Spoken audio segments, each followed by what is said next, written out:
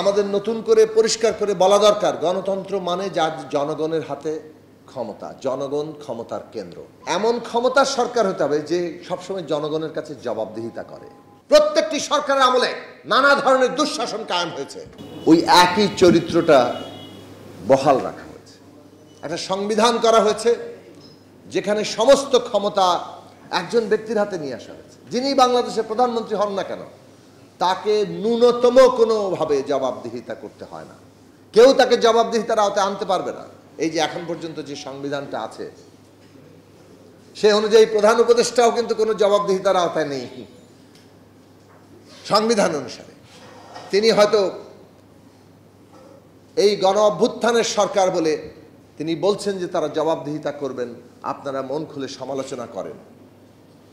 এই সরকার হয়তো জনগণের কাছে জবাবদিহিতা করবে, সেটা এই সরকারের আলাদা চরিত্র হতে পারে। কিন্তু সাংবিধানিকভাবে যদি দেখেন, এই সংবিধানের প্রধানমন্ত্রী যিনি আছেন, মূল ক্ষমতা যার হাতে, তার অধীনে সমস্ত কিছু। আমরা বহু বক্তৃতায় বহুজনে বলেছি, উপরে আল্লাহ আর নিচে বাংলাদেশের প্রধানমন্ত্রী। মানে এমনভাবে সাংবিধানিকভাবে যে ক্ষমতা দেওয়া হয়েছে, পৃথিবীর ইতিহাসে সবচেয়ে ক্ষমতাধর সাংবিধানিক সরকার প্রধান হচ্ছে বাংলাদেশের সরকার প্রধান। 25 বছরের ওয়ারেন্টিযুক্ত দীর্ঘস্থায়ী দরজা প্রোটেক্টর, আধুনিক ও মজবুত দরজা। এখন এইরকম একটি অবস্থা থাকার ফলে আমরা দেখলাম হোঁচট খেতে হয়েছে আমাদের শুরু থেকেই।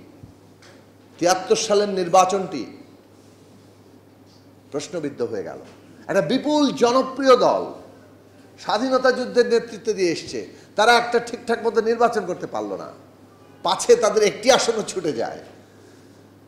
নিজেদের দলের ভেতর থেকে একটা অংশ দাঁড়িয়েছে, নতুন একটা দল হয়েছে, জাতীয় সমাজতান্ত্রিক দল, একটা সিটও তাদের দিতে চায়নি। আমি একবার জিজ্ঞেস করেছিলাম জাসদের সভাপতি আসম আব্দুর রবকে যে আচ্ছা, আপনারা 1973 সালের নির্বাচনে কতটা, ম্যাক্সিমাম পসিবল কয়টা সিট জয়লাভের আশা করেছিলেন?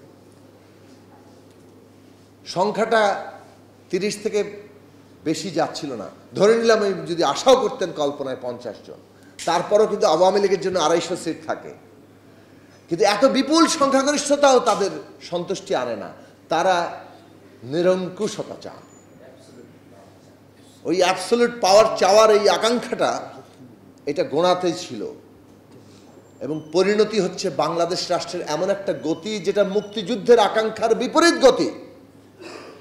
আপনি যে রাষ্ট্রে সাম্য, মানবিক মর্যাদা, সামাজিক ন্যায় বিচার কায়েম করবেন, সেই রাষ্ট্রটা আবশ্যিকভাবে একটা গণতান্ত্রিক জায়গায় দাঁড়াবে।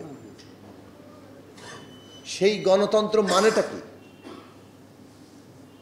আমাদের নতুন করে পরিষ্কার করে বলা দরকার, গণতন্ত্র মানে যার জনগণের হাতে ক্ষমতা, জনগণ ক্ষমতার কেন্দ্র। তো জনগণ যদি ক্ষমতার কেন্দ্র হয়, জনগণ নির্বাচিত করে, তার এই রাষ্ট্র পরিচালনাটা কে করবে? সরকার কে হবে? কিন্তু সেই সরকার কি জনগণের চাইতে বেশি ক্ষমতাশালী হতে পারে? তাহলে সরকারকে এমন ক্ষমতার সরকার হতে হবে যে সবসময় জনগণের কাছে জবাবদিহিতা করে। এটা হচ্ছে গণতন্ত্রের দৃষ্টিভঙ্গিগত দার্শনিক দিক, মর্মবস্তুগত দিক। এইটা যদি না থাকে তাহলে এটার গণতন্ত্র না। এবং ঠিক এইটা থাকার জন্যই তাহলে গণতন্ত্রের যে কাঠামোগত দিক, সেই দিকটাকে ওইভাবে সাজাতে হবে। পদ্ধতিগতভাবে কাঠামোর মধ্যে যিনি সংখ্যাগরিষ্ঠতা হবেন তিনি বিজয়ী, অথবা তিনি রাষ্ট্র পরিচালনা করবেন, সরকার হবেন, এটা পদ্ধতিগতভাবে ঠিক করা হয়েছে। কিন্তু এই পদ্ধতির একটা বড় সমস্যা হচ্ছে যে যিনি সংখ্যাগরিষ্ঠ হচ্ছেন তিনি কিন্তু যে কোনো সময় স্বেচ্ছাচারী হয়ে উঠতে পারেন। সংখ্যাগরিষ্ঠতা বাদ বলে মেজরিটেরিয়ানিজম এটা একটা থাকে। তাহলে সংখ্যাগরিষ্ঠতার জায়গাতে আপনি যখন যাচ্ছেন পদ্ধতিগতভাবে, তখন এটা এই মেজরিটেরিয়ানিজম দিয়ে একটা স্বেচ্ছাচারিতার রূপ নিতে পারে। তাহলে এই স্বেচ্ছাচারিতা বন্ধ করা হবে কিভাবে? এইটা হচ্ছে গুরুত্বপূর্ণ প্রশ্ন গণতন্ত্রের। আপনি যাকে বলছেন যে জনগণের কাছে জবাবদিহিতা করবে, তার মানে হচ্ছে যে পদ্ধতিগতভাবে যে স্বেচ্ছাচারিতার সম্ভাবনা থাকে সেটা বন্ধ করা গণতন্ত্রের গুরুত্বপূর্ণ জায়গা। রাজনৈতিক সংগ্রাম ফ্যাসিবাদের বিরুদ্ধে চলেছে, কেবল 15 বছরে নয়, তার আগেও চলেছে। 15 বছরেই বাংলাদেশে একমাত্র সমস্যা ছিল, এটাও কিন্তু ঠিক নয়। ইতিহাস যদি বলেন তার আগেও বাংলাদেশের সমস্যা ছিল, 72 সাল থেকে এখানে সমস্যা ছিল। প্রত্যেকটি সরকারের আমলে নানা ধরনের দুঃশাসন কায়েম হয়েছে। এমনকি নির্বাচন ব্যবস্থাকে নিয়ন্ত্রণ করার চেষ্টা করা হয়েছে। তত্ত্বাবধায়ক সরকার এসেছে নির্বাচন ব্যবস্থা দখল করার জন্যই, সমস্যার সমাধান হিসাবে। এমনকি সেই তত্ত্বাবধায়ক ব্যবস্থাকেও নিয়ন্ত্রণ করার চেষ্টা করা হয়েছে।